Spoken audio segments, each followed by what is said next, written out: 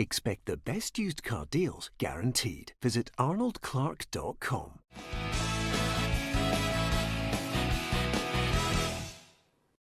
Welcome to Peter and Roughie's football show. It is Monday. I'm Peter Martin. Thank you very much for your company on the programme tonight. Alan Rough and Barry Ferguson are with me to look back over the weekend's fixtures in the Premiership and, of course, all the main talking points.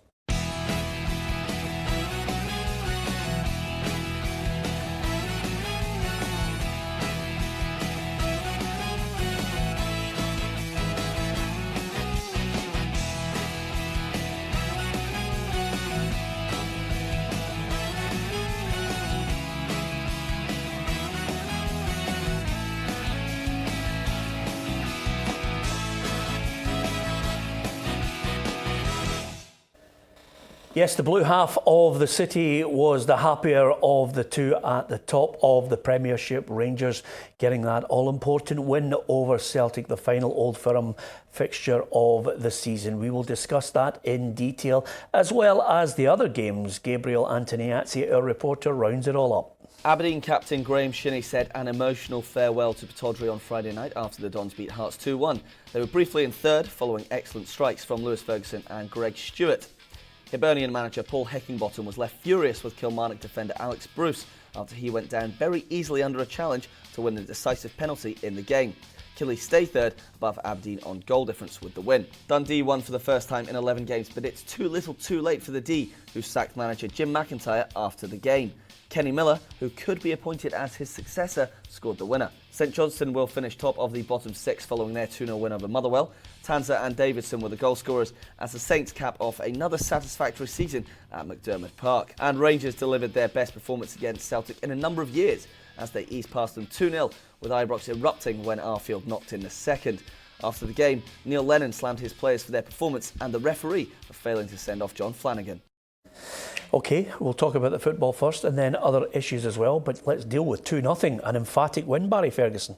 Dominant display, Peter. I thought Rangers were different class from start to finish, and I've got to be honest, that's the best I've seen Rangers play under Steven Gerrard. I just thought they looked so hungry. The last Old Firm game they won at Ibrox, it was more blood and thunder, but I thought Sunday's performance was some great football played and a great team performance, so thoroughly deserved the win. And of course the Rangers manager Steven Gerrard looked upon that result as a real incentive for next season. We should take a lot of belief and confidence from this performance and this result, and if you analyse the four derby games, I think we've been more than a match, and that hasn't been the area where we've fell short. We've drew too many games elsewhere, and there's been one or two disappointing defeats within there as well. But it's a huge challenge here. Just because we've won today and performed very well, it doesn't make it any easier for next year.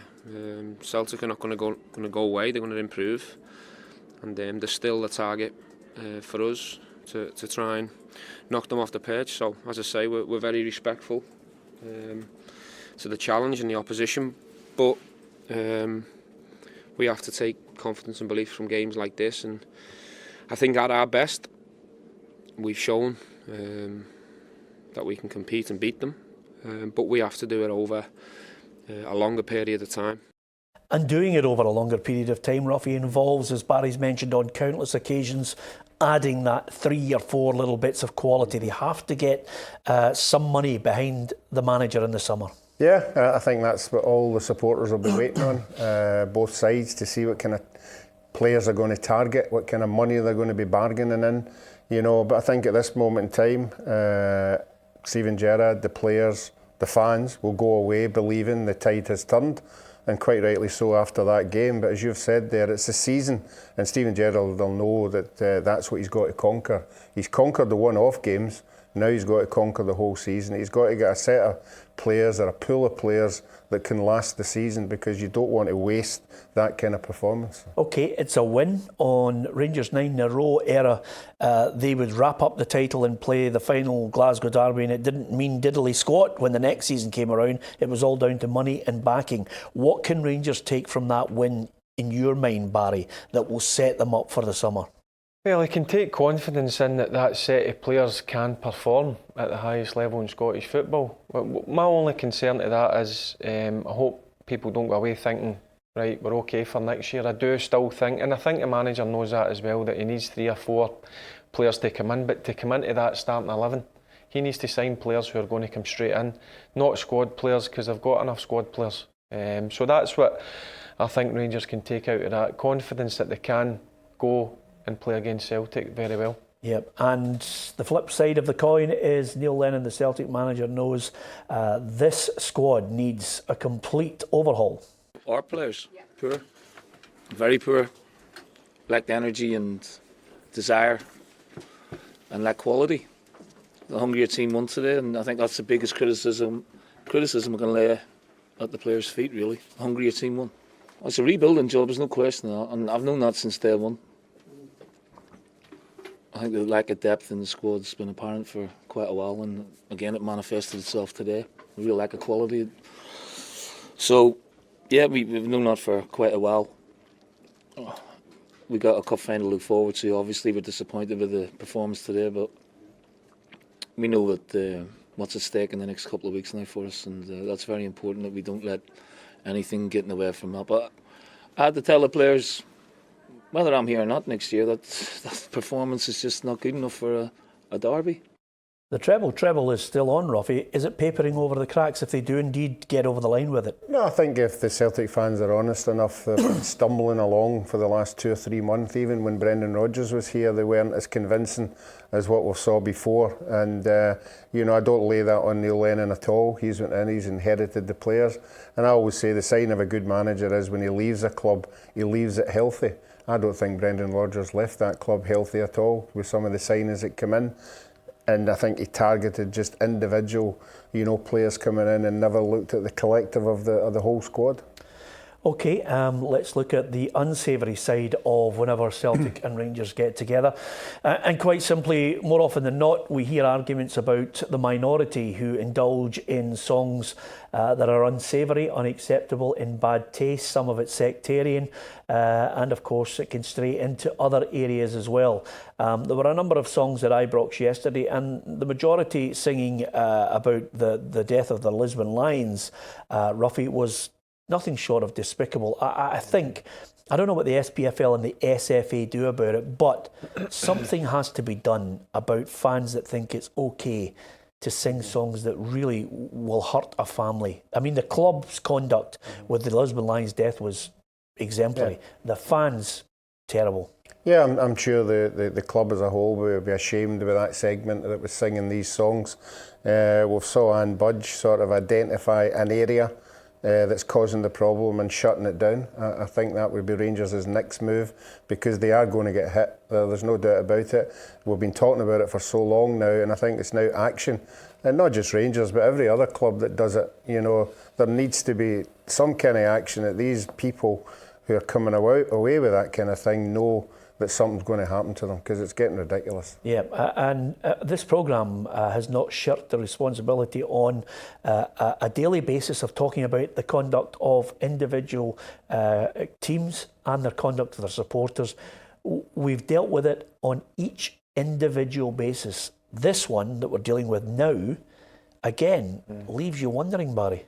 Yeah, it's sad. I heard it yesterday when I was watching it. It sours, which was a fantastic performance with Rangers. That's what I would rather be talking about, how good a performance it was, and obviously Celtic been poor, but it's a part of the game. It's sadly crept in this season, which I don't like, and as I can only say, it's sad. Yeah, I think the conduct of some supporters this season, and at times it's not been a minority, it's been a majority that have partaken in, we've had racism, we've had sectarianism, we've had missiles, we've had flares, we've had coconuts, we've had lighters thrown on, we've had players attacked. The message is not getting through, and somewhere along the line, the SFA and the SPFL should stop just posturing and making what they think are little sound bites about how they're going to deal with this. before somebody takes a firm grip on it and takes it out of their hands. The conduct yesterday, unbecoming of a normal, thinking, decent human being. And I hope someone does something about it. Okay, it's Monday. It's all about the quiz and a chance to win yourself maybe a t-shirt of your choice.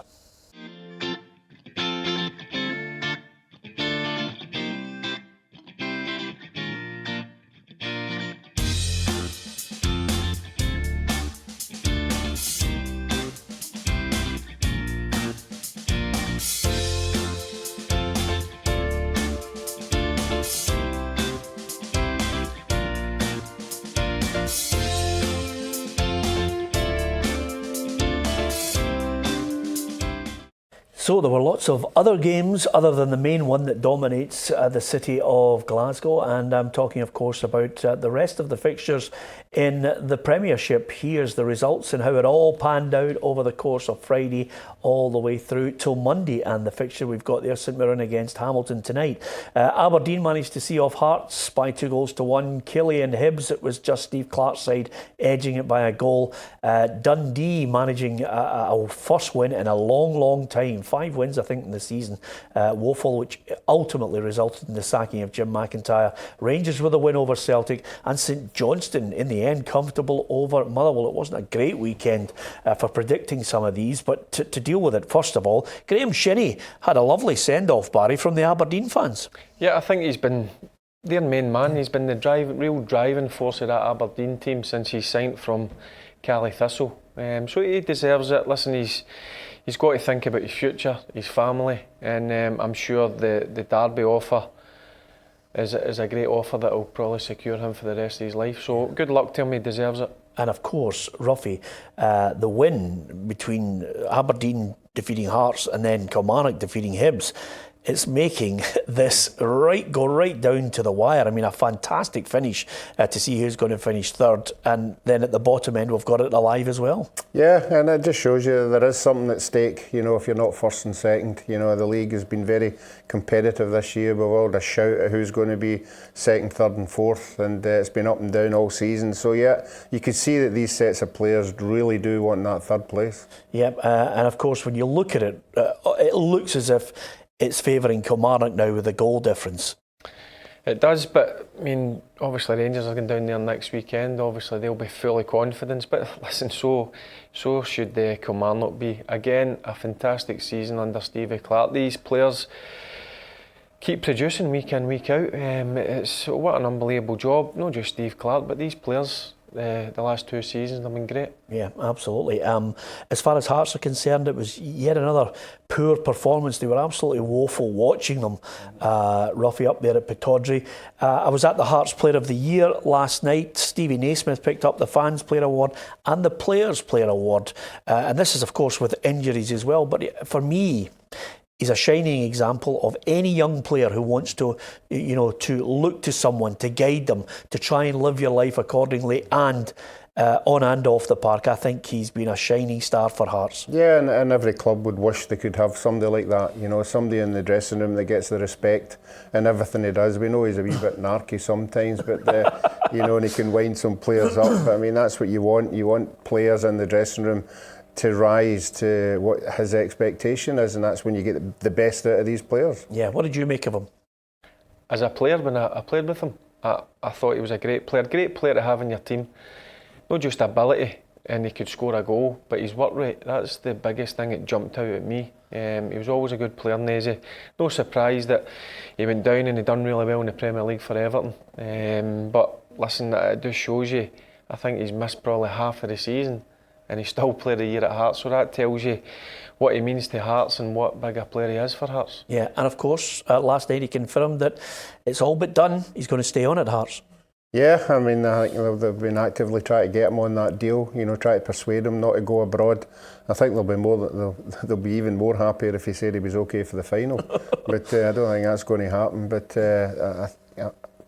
if you were him, you know, you would want to try and play in that final, but I don't think it's going to happen. Yeah, okay. One sad bit of news just towards the end of the season. It always happens. Chairman review the performances of the team. Sometimes chief executives, they all meet in a boardroom, and then the fate of the manager is sealed, and that's exactly what happened to Jim McIntyre, sacked by Dundee. Now Kenny Miller seems to be the favourite to get the job. Dundee Football Club can confirm that Jim McIntyre and Jimmy Boyle have left the club with immediate effect.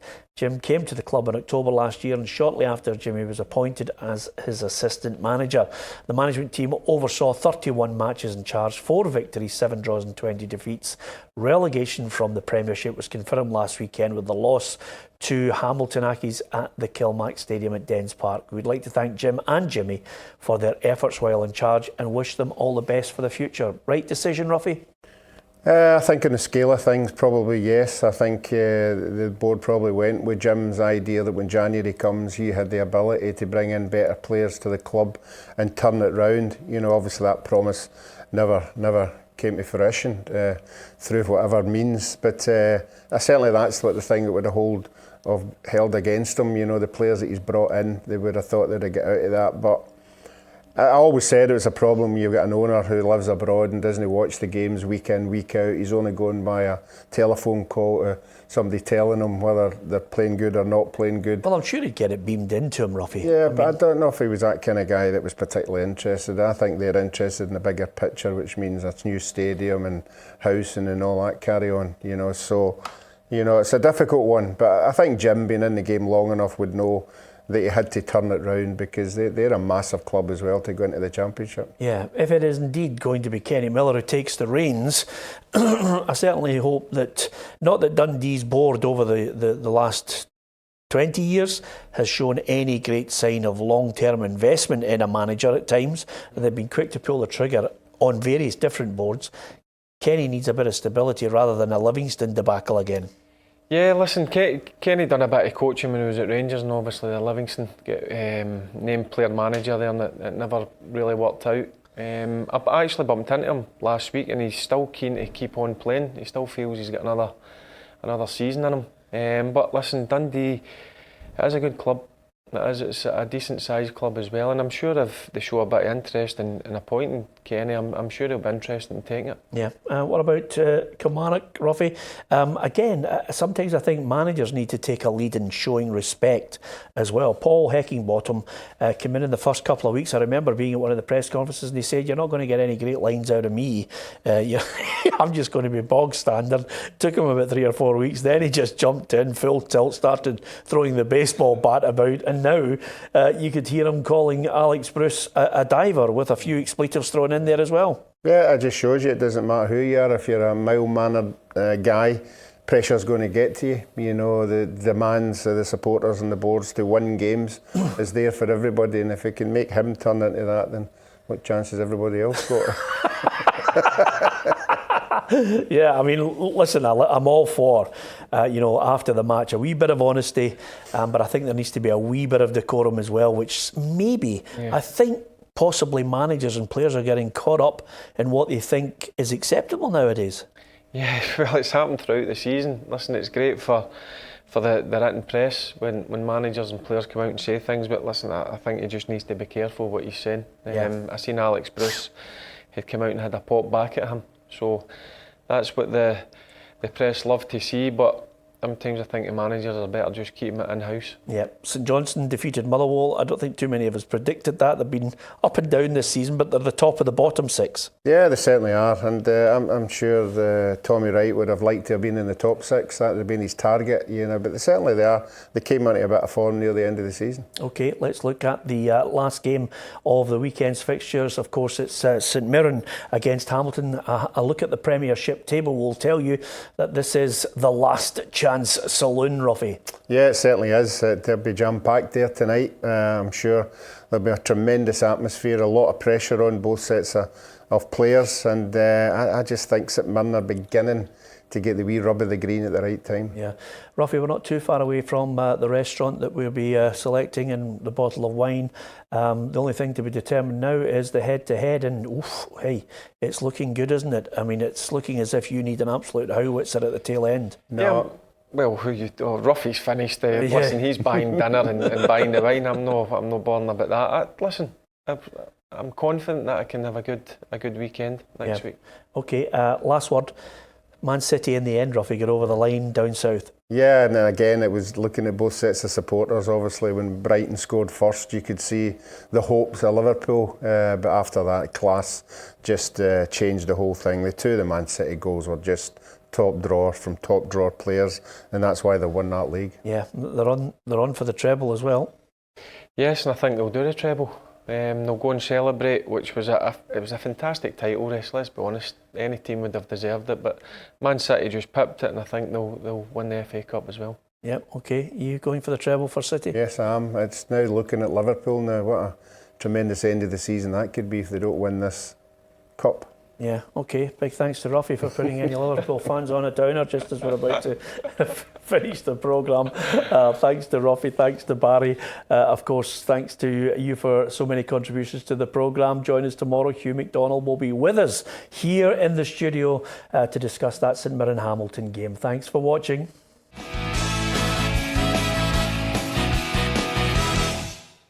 Expect the best used car deals guaranteed. Visit arnoldclark.com.